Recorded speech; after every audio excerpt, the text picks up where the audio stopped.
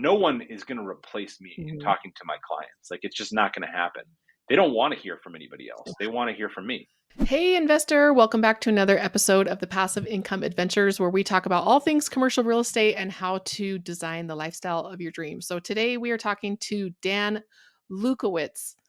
Did I say that right? I say it different every single time. Dan Lukowicz, he's in Detroit. He is a commercial real estate broker where he basically helps people buy and sell commercial real estate. And so he gives us a really great look into the inner workings of not only how to buy and sell commercial real estate, because more you know about something that you are investing in, the more likelihood you have of choosing a great investment. I think one of the things that holds us back from doing these types of investments is fear, because maybe we don't know enough or because other people know more than we do. But the joy of passive investing and the beauty of passive investing is that we get to place our capital with people who know more about a topic than we do, because we can't be an expert in everything. And I like to allocate my time and my knowledge to really specialize in one thing. And then I like to put some money into other people's deals passively. So Dan dives deep into the world of commercial brokering, into triple net leasing. It's one of the most passive ways to own real estate, because the person who is renting the building takes care of everything, even the property taxes and the maintenance. It's one of those conversations I wish that could have just kept going on, because he is just a wealth of knowledge. And he's invited all of us to reach out to him after the show to talk more about commercial real estate, especially if you have a building that you are looking to sell or a building that you're looking to buy. He could really walk you through that process. I first met Dan when he was on LinkedIn, and he has quite a presence there where he does a lot of his marketing and where he meets a lot of his clients. He invited me to be on his podcast a couple of years ago to talk about my commercial real estate journey. And I love when we're able to dive deep and go the other direction and ask him all the tough questions. So we got into his personal life a little bit about balancing being a high octane entrepreneur and a family man who has almost as many children as I do. So thanks for listening in today. You are definitely going to learn something from this presentation with Dan, not only about commercial real estate, but also just how to balance an active lifestyle, how to balance a demanding career with a personal life, and setting goals for how to transition from that career into early retirement, where we're living more on our passive income, a process that Dan's currently working on himself, and a process that I know that all of you can relate to.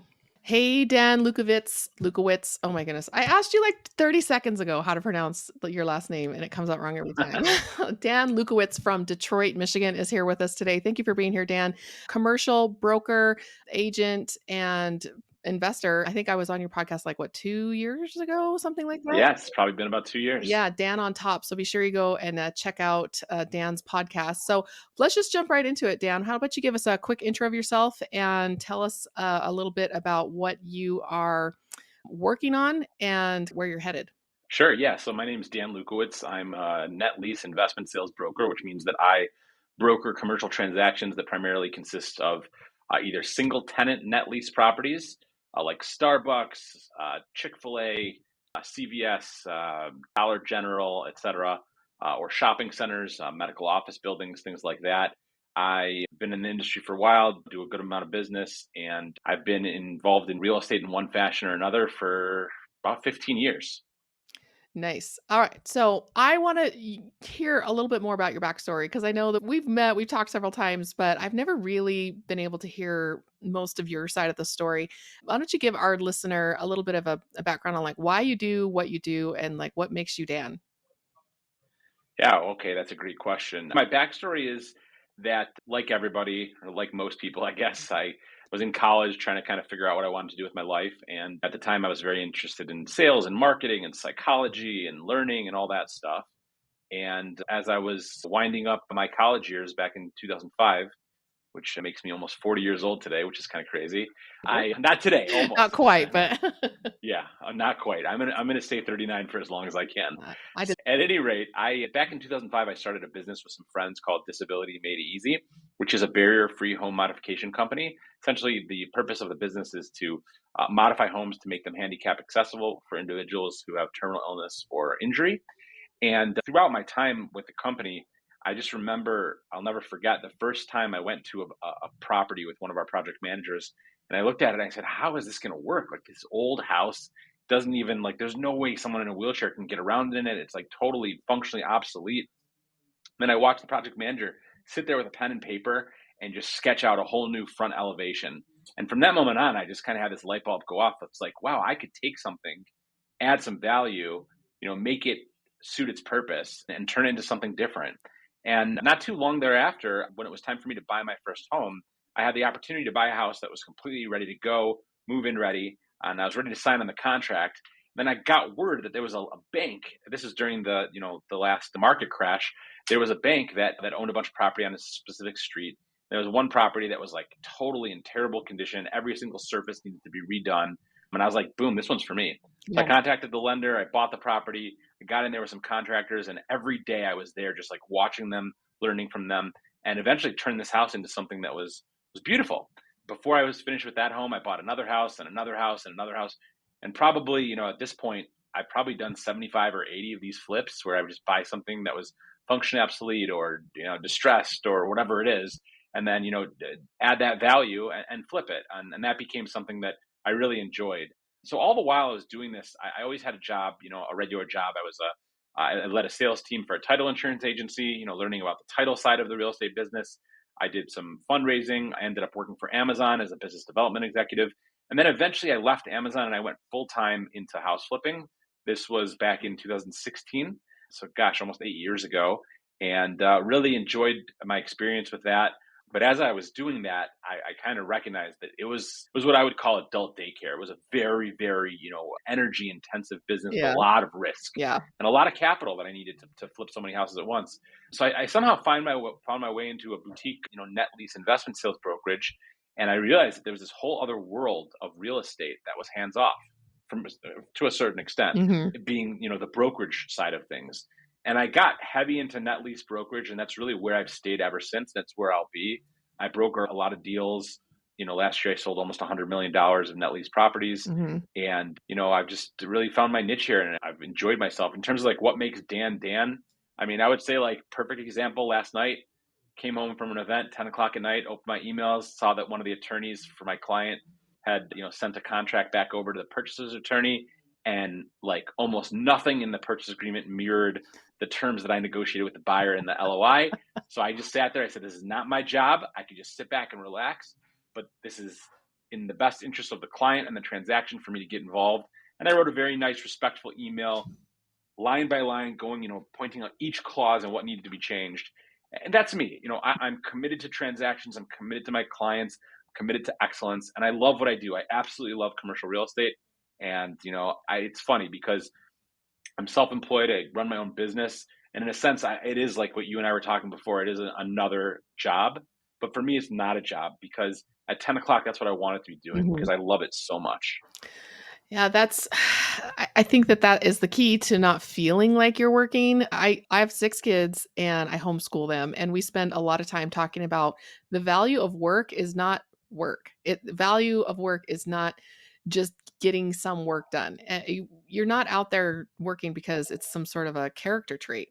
We don't just work for work's sake. We find something that we really love, that we're really passionate about, and then we want to do it. It can't be difficult if we are so excited about it or we love it so much or we feel like we're adding so much value to both our own lives and other people's lives. It just feels like what you want to be doing. Do you have to find some balance sometimes between that and your personal life where you love what you're doing, you love what you're working? I mean, I get a lot of identity out of my business and a lot of social satisfaction out of my relationships with my colleagues, but it's definitely a balancing act with a large family. So how do you find that you're able to take doing what you love and also have some boundaries to make sure that you're spending time with things on more on the personal side? It's very difficult. I mean, I'll be the first to recognize I live very close to a lake that I grew up on, Hmm. and my office is very close to that lake. And I go there, this time of year, I'm there 3, 4 times a week, and Hmm. I often find myself at the beach on my phone, working on contracts or communicating. So, for me, I also, I have 5 kids, and for me, I think that's what it is. My 4 older children spend time here in Michigan and also in New Jersey. Hmm. So the nice thing is that I get, as much as it's difficult for Hmm. us, I get that when they're here, and it allows me to kind of just be like, you know what, I've worked my tail off the rest of the year. They're here this weekend, or they're here this summer, or Hmm. they're here this winter break, or whatever it is. I'm going to focus on them. So that definitely helps for me. And then, I find that there's got to be times I try really hard not to look at my phone, between, let's say, 10 o'clock and when I go to bed, Mhm. just because That it's going to happens. get my mind going, Yeah. which is obviously a lot of people in this industry. We have that type of, it's a Mhm. blessing and a curse, but we have that kind of mind. But I find too, same thing, going out with my wife, I try to limit or totally cut out any phone usage and just, focus on the experience, focus on what I'm doing. And that's why it's important for me to take those long weekend vacations, or to, I go to Arizona a few times a year, spend a lot of the winter there, and just to be able to get out and hike and do things where Mhm. there is no cell reception, and just force myself to have that space away, even though it's so hard. And it's almost like I don't want to stop and I don't want to step away from what I do. But Mhm. once I do that, I'm able to see it with a clearer perspective. That's a good point. Sometimes when we have to force ourselves to create those boundaries, we can come back refreshed and be doing a better job. But I've also found something really effective for me, and I'm sure you've discovered this as a father of many, is the value of double duty. So I'll have my kids out at the lake or something, and I'm playing with them, but I know I have a call at a certain time, and I know which spot at this lake has good reception. So I'll go over there and take the call and get done what I need to get done while my kids are playing, and then I can kind of go back to interacting with them at the lake. And so the double duty has been fantastic. Like we'd hike and take calls at the top of a mountain. Or now my husband, since he's left the W-2, he works with me. And so we're almost able to get alone time or even cheap date night just by talking about business. So have you been able to incorporate your personal life into your business life and be able to do double duty and involve your kids in what you're doing, and using that as a learning opportunity?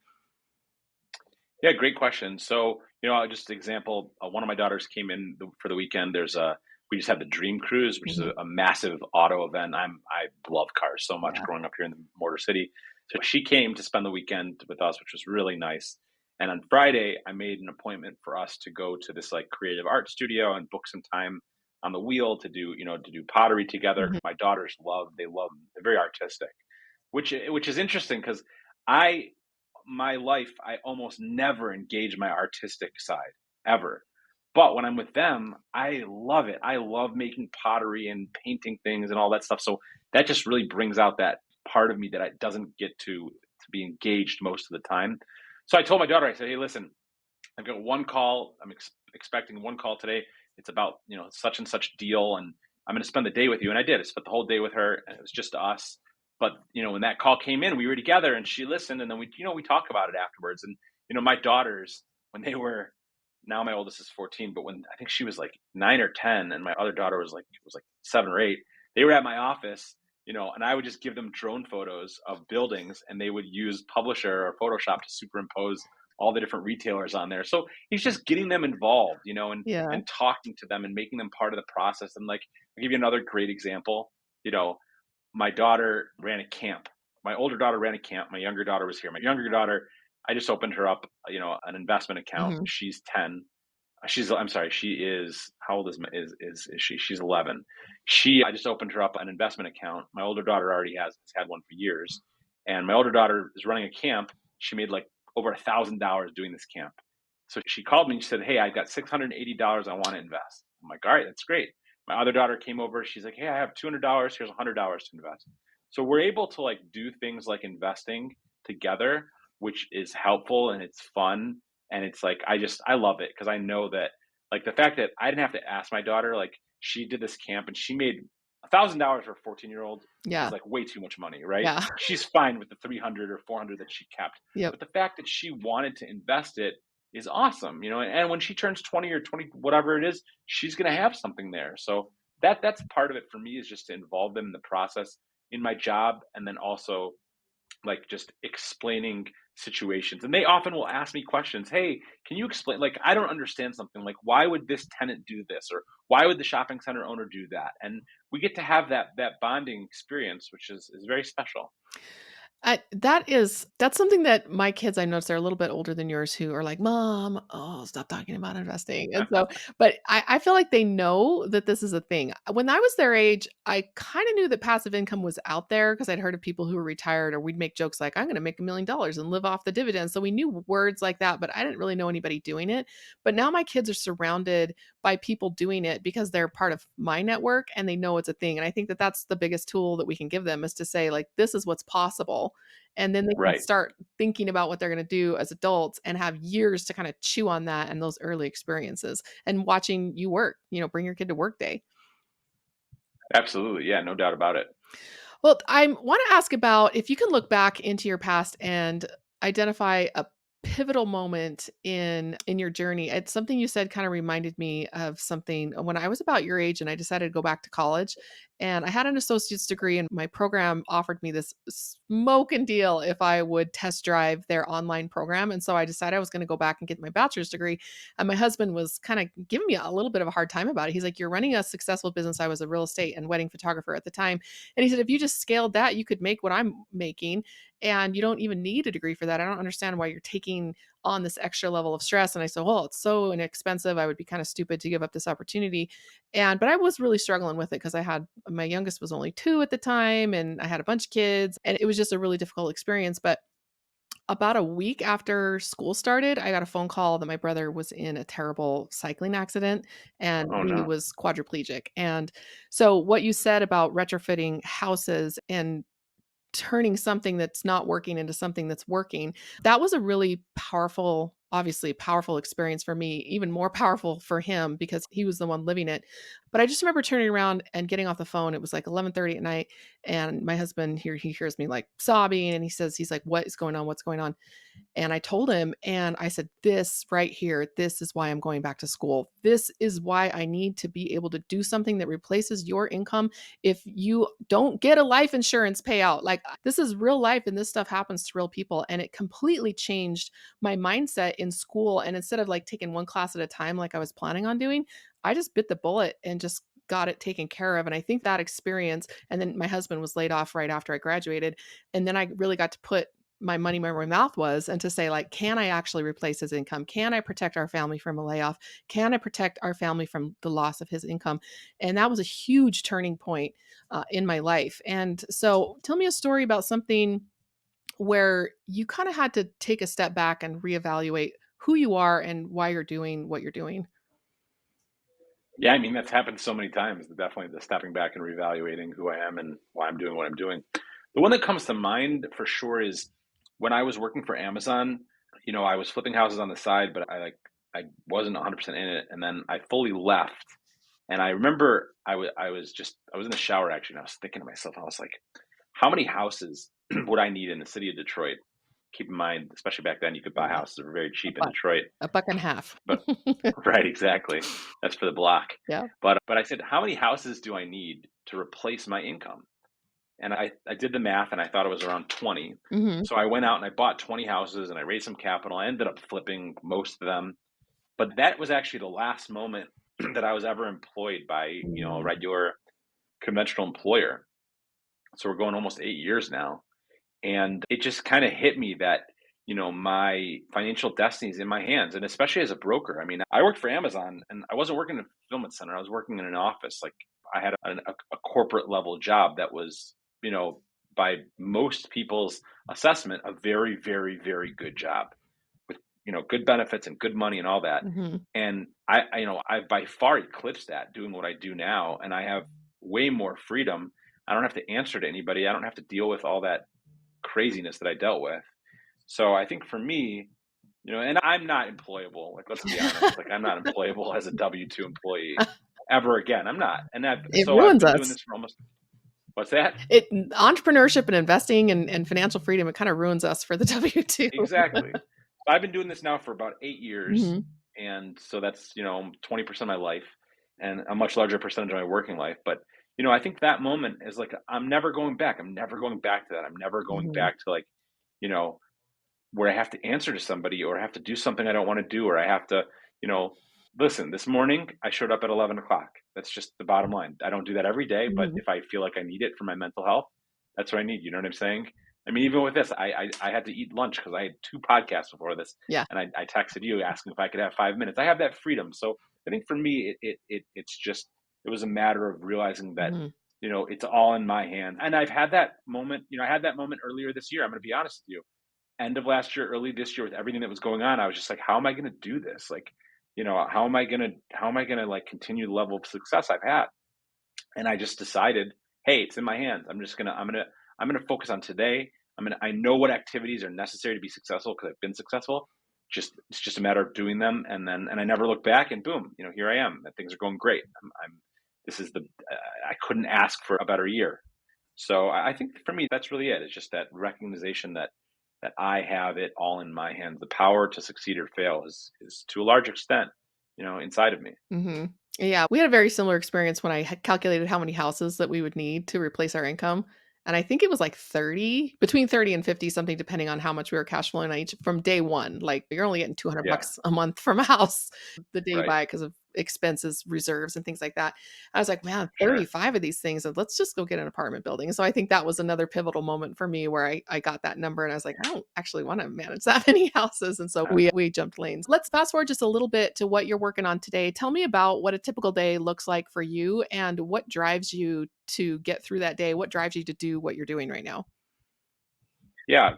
So a big portion of my day is, escrow management. So it's deals that I guess I would say I have offers on, or they're going under contract, or they're under contract, or I'm working with title, or I'm working through due diligence, Mhm. or I'm working with the lender, or I'm getting to closing. It's just the minutia that I'm responsible for because I'm responsible for every single aspect of the transaction. Mhm. And for my deals, I double end, meaning I represent the seller and the buyer in probably 85 or 90% of my deals. So I'm the one, like I have to make sure that everything is going on. And I prefer that because it's just easier to communicate with this person and this person with one less person in between. Mhm. That's one of the reasons. I mean, I like it for other reasons too, but I think that escrow management, especially right now, I've got 5 deals under contract, so that takes up a good chunk of my day, and it's not like I'm always budgeting for it. Sometimes it comes in Yeah. as it comes in, and it's confusing. Like get an email from title, and you're like, wait, which transaction is that? So I have to really be focused on making sure that those deals get through as smooth as possible. Mhm. That's what people don't realize is the broker is the one that's behind the scenes juggling everything. It's like you see the car moving, right? But you don't realize that there's like a camshaft that's off balance and the broker's in there fixing it. And then, there's a cylinder that throws a rod or something like that, or there's a problem with this or that. So that's what I'm constantly doing. That's a big part of it. And then, I constantly doing business development, making cold calls, following up with people, doing proposals, sending people broker opinions of values, pitching, for listings to keep that pipeline going. I'm creating content for LinkedIn. I try to post 5 times a week. Mhm. So, writing articles, making videos, being on podcasts. I mean, today I spent probably 2.5 hours on 3 different podcasts. So, that's definitely a big part of it. And then I like to check in with some of my colleagues. I don't do any of this water cooler sports talk stuff. It's just not something I'm interested in. But I'll sit down for 15 minutes and go over deals and hey, by the way, this happened today and what do you think? How would you have handled that? And anything I can help you out with, that's a chunk of my day. Sometimes that's a larger chunk than others. And yeah, I mean, that's pretty much I would say like that sums up most of my days. So, very detail oriented, hustling, definitely. And I think that any business owner can really relate to what you're saying. But can you tell me more about how your sources of passive income have changed your perspective on your business and your income needs? Because I run a private equity fund now, and somebody asked me the other day, like, well, if you're retired on passive income, why are you still working? I thought that's a really good question. I'm working partially because I want to work and I have this message that I want to share with investors. Hey, you can design your own lifestyle. There are these things out there that you didn't even know about. I didn't know about them, and almost a little angry that I didn't learn about it younger. But also I think that I don't need the private equity fund income to eat. Like, we can keep the lights on and we can keep our lifestyle. It's not lavish, but we can keep it all on with passive income. And it's completely changed my attitude towards my business. So, how does that impact you in the way that you approach what you're doing in your business? Yeah, so first of all, full disclosure, I mean, I'm nowhere near that position. The vast majority of the income for my family's lifestyle, which is a lot of people, Mhm. it comes from me working actively as a commercial real estate Mhm. broker. I have had in the past single family real estate rentals. Again, during those times, it was nice to have that income. It wasn't enough to step back and do nothing. And it's not as Yeah, that's also true. Where I'm at now is I'm working on commercial development deals and retenanting, repurposing deals. I'm looking forward to having that passive income, and that's really something that I'm setting up. I don't see myself, even if I wanted to, I hate to say this, but even if I wanted to, I don't see myself being in a position to stop what I'm doing. I do live a relatively large lifestyle, Mhm. all things considered, and that requires me to continue doing what I'm doing. But I've definitely thought about it. What if something happened? What if I wasn't able to work? What if whatever? There'd be a lot of people that were in trouble. Honestly, Mhm. I've got a lot of people that depend on me. So Yeah.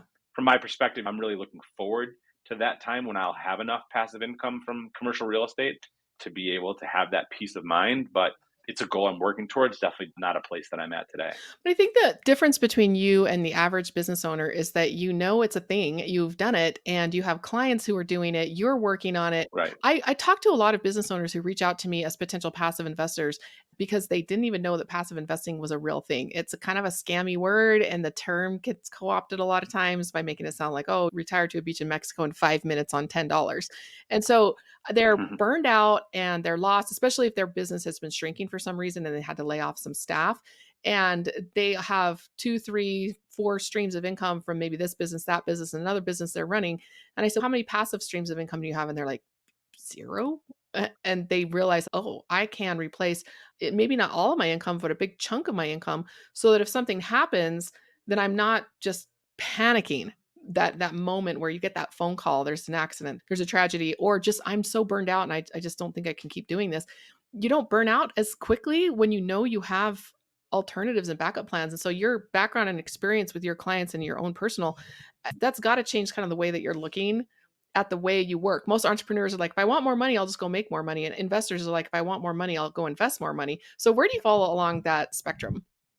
I definitely, I've been blessed to see the like work harder, make more money thing work in brokerage. Cause like the thing, if you're a good commercial real estate broker and you can make X, if you Mhm. just turn it up a notch, you can make 5X. Yeah. So I've seen that and it's, I don't even know how to say this. Like, I never knew it was possible to make this much money aside from being some type of like specialized surgeon or something like that. Oh. But it is, it's totally within reach for people. Mhm. So I guess for me, yeah, I don't, especially at this age, I don't think, because I consider myself old now, Yeah. I don't see myself like, yeah, let me just turn it up forever. No, I'm looking for these commercial real estate development deals so Mhm. that I can have passive income so that I can retire. And I have that same, I share that same frustration of like, why shouldn't I be there already? Like I should have started this when I was 20 or 25 or 30, you know what I'm saying? Mhm. And gotten there. But I have specific goals and I have a lifestyle envisioned that does not involve me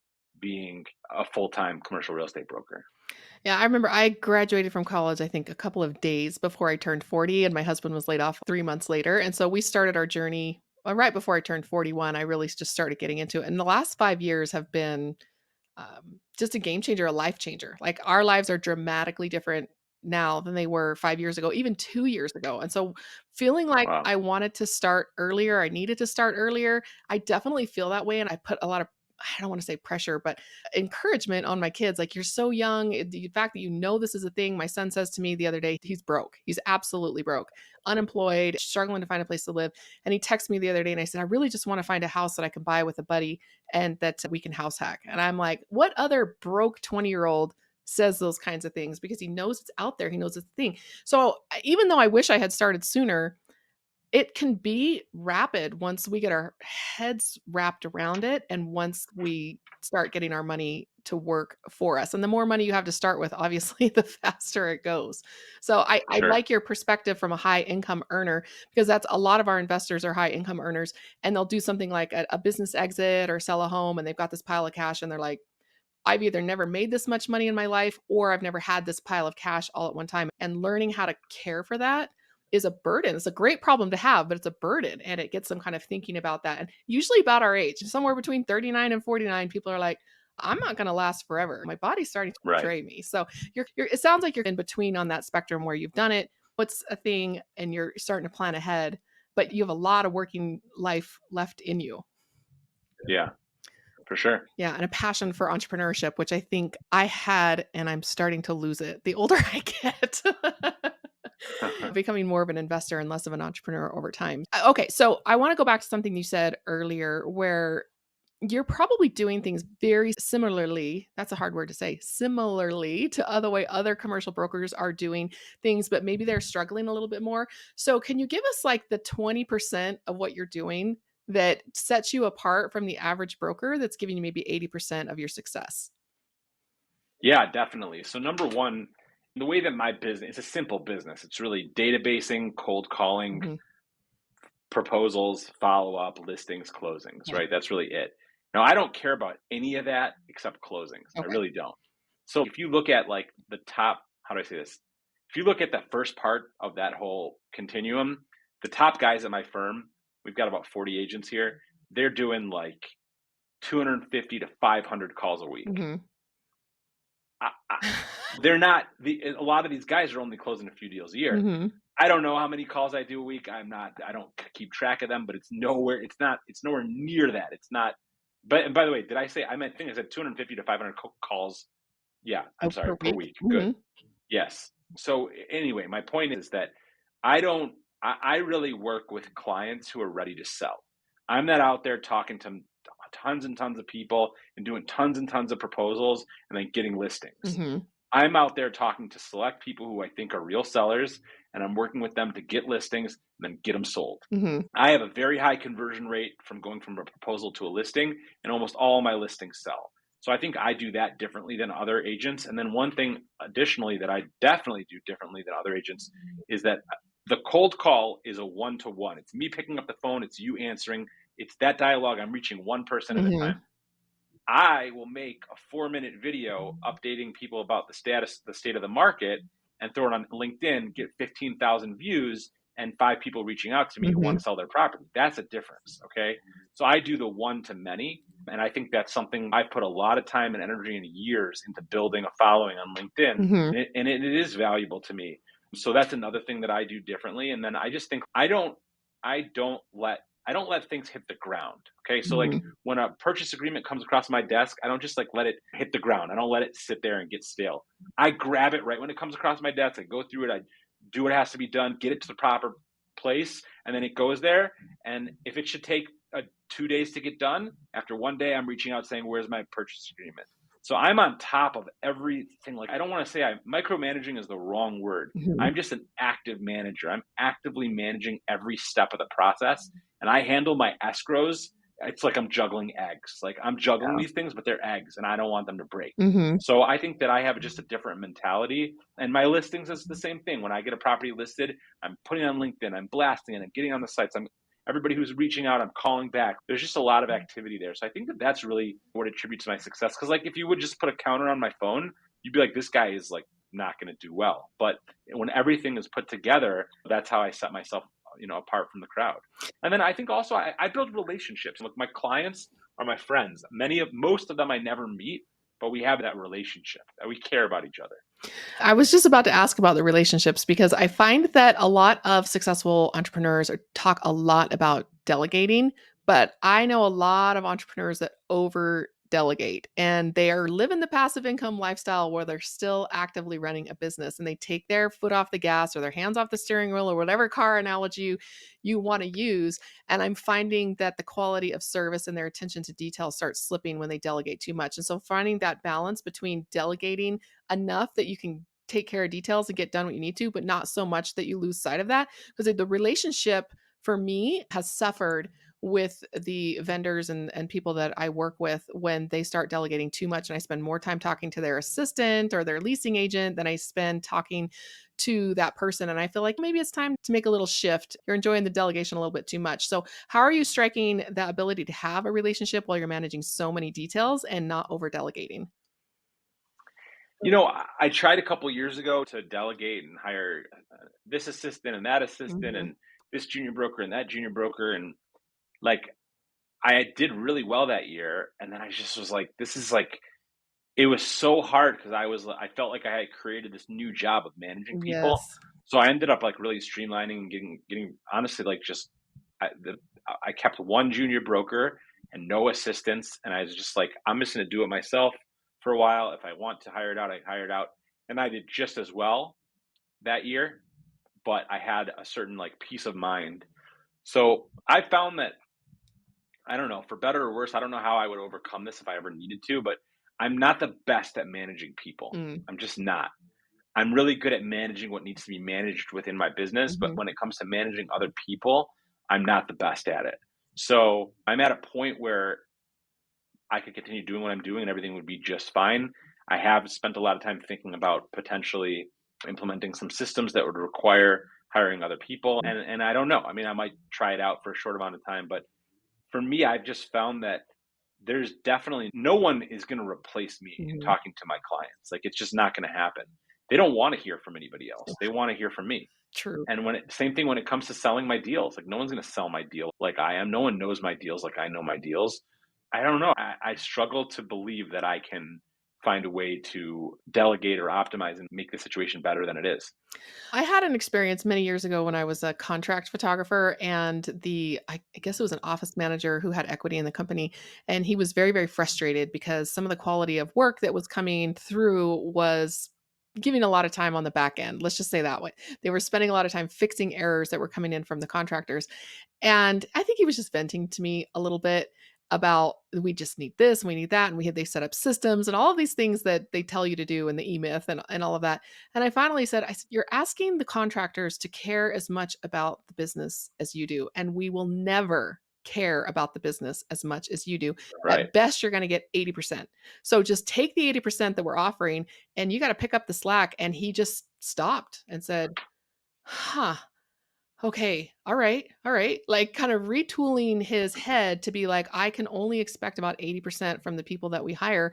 And he's got to pick up the other and only delegating out the stuff that isn't as important. They are taking care of the most fragile eggs and not delegating that out. It sounds like you've really hit a good balance with that because you recognize you don't want to manage people or you're not the best at managing people. And frankly, IT solutions are cheaper anyway. Your systems where you can hire a subscription service or something to handle something for you is probably more time and cost effective than having a person in anyway. Have you found that to be the case?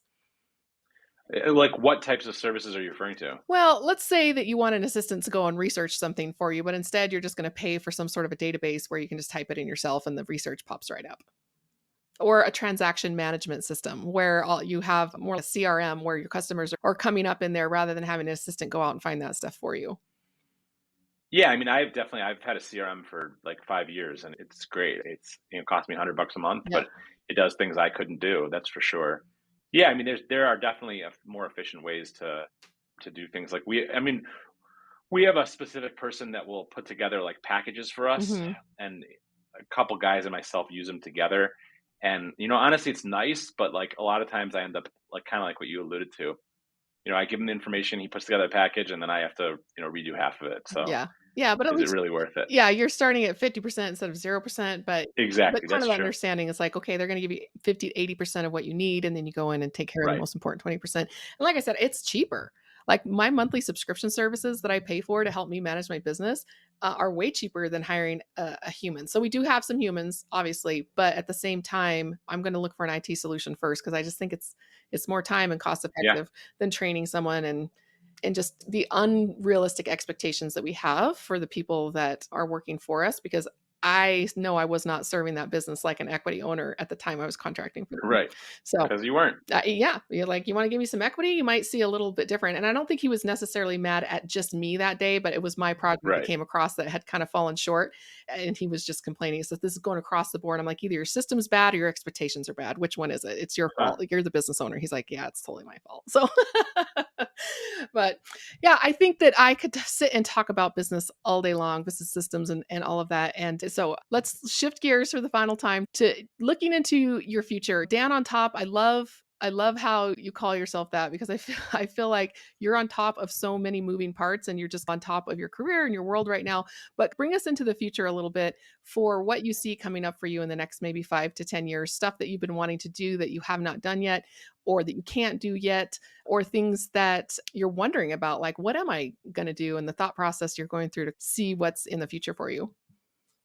Yeah, so I'm working right now on a system to essentially like create another wing that is essentially just doing business development for me to, for example, like target specific types of property owners and then have conversations and then get me on the phone when they're interested. So it Mhm. kind of cuts out that first couple stages that I described, the ones that I don't really put a lot of, you know, numbers behind.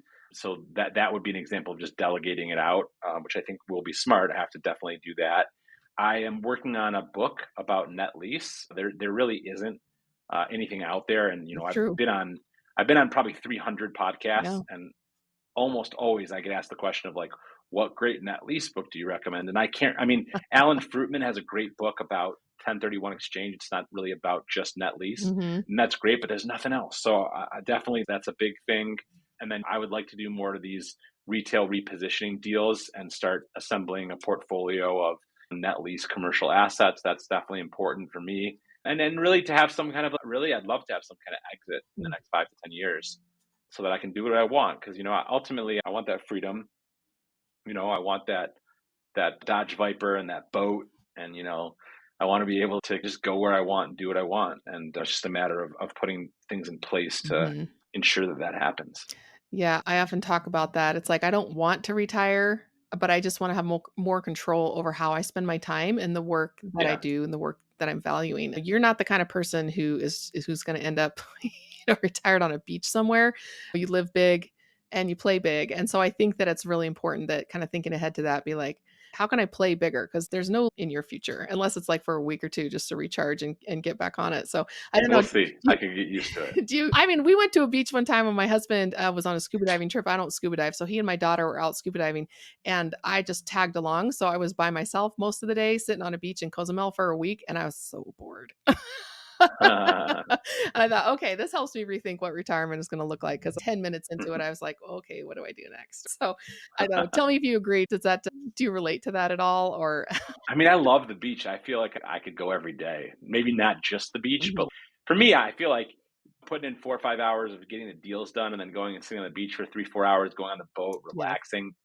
That's retirement. Yes, I could see someone. I always say I wanna work part-time, but make a full-time income, and so, yes, I definitely see doing a few hours here and there, being able to take it remote, like we were talking about double duty before, your kids, you're out on the lake and you're Yeah. doing taking care of business, but it's just not a constant toll. Just being able to cut back, not cut out, I think is what I'm working Yeah. towards, so it sounds like that might be in your future too. Can you tell our listener, our investor, what type of person do you want to talk to? What type of person, who would be your ideal contact after the program releases?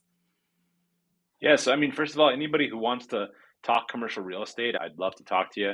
I think ideally, I'm looking for investors, property owners who either A, want to know what their property is worth, or B, want to sell their property. Mhm. That would be by far the most ideal.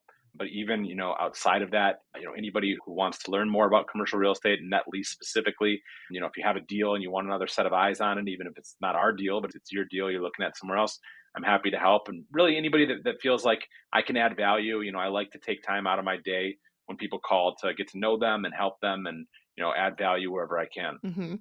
And I think that's a good point because educating us and our investor listener on how net lease deals are working and what it looks like when somebody running an active business to help commercial real estate run more smoothly, especially if you're out there and you own something. Get calls from people who inherit buildings and they don't know how to run them or what to do with them. You're looking for somebody who can kind of help you in that situation. That comes up more often than you might think. I bought some of them and I've helped people just direct them towards maybe this should go up for sale. So if you fit into that category, you have a building that you're looking to sell, or you're just wanting to get more into the passive income lifestyle yourself, maybe you have a business, commercial real estate business that you're running and you're looking to start divesting some properties, reach out. That's why we do these shows. We want to build a relationship with you and we want to network. It's about teaching, about learning, but it's more about interacting. So be sure to reach out to Dan after the show. What's the best way to get a hold of you? Yeah. So first of all, you can find me on LinkedIn. My first name is Dan. Last name is Lukowicz, Lewkowicz. Again, that's Lewkowicz. I'll also give out my cell phone number. You can call me directly. It's 248-943-2838. Again, 248-943-2838. And if there's anything I can do to add value, it would definitely be my pleasure to connect. Yeah, I'm looking forward to your book because I feel like as somebody wanting to be a little bit more passive in the real estate space, getting into the net lease side of things as an active owner is one of the most passive ways that you can own real estate Yeah. directly. But it's also been helping me because I know more about it and I can invest in other people's projects and understand a little bit more about what I'm investing in. So do you have, I don't know if you want to put this out there, but do you have a tentative timeline for when your book's going to be ready? I don't. I'm in the initial stages. I don't, but my hope is within the next 12 to 18 months. And I'm sure you're going to tell us about it on LinkedIn. That's where I keep up with all news, Dan. Be sure to let us Yep. know. I'm looking forward to it because, like I said, it's something that a lot of people hear about and they don't know much about it. And there aren't really great resources out there. You're right. That Right. we're like, hey, I want to buy something or I want to invest in something that is a triple net lease, super, super passive. So let us know when your book is out and be sure to reach out to Dan after the show. And thank you so much for your interview and for diving a little deeper on the personal side of things with us today. My pleasure. Absolutely. Thanks for having me All on. right. Thanks so much. Thank you for joining us today, investor. I learned a lot from Dan. I learned a lot from his LinkedIn posts. I learned a lot from his podcast guest appearances from his podcast. And like I said at the beginning, I could have just talked to him for hours and hours about all the ins and outs of commercial real estate because I like to geek out on that stuff, but it also helps me to learn more about something that I want to invest in myself. So, like we always say, please reach out to us after the show if you'd like to learn more about investing with us and start that relationship so that we can get to work together building your passive income so that you can take more adventures. Please find me at risecapitalinvestments.co.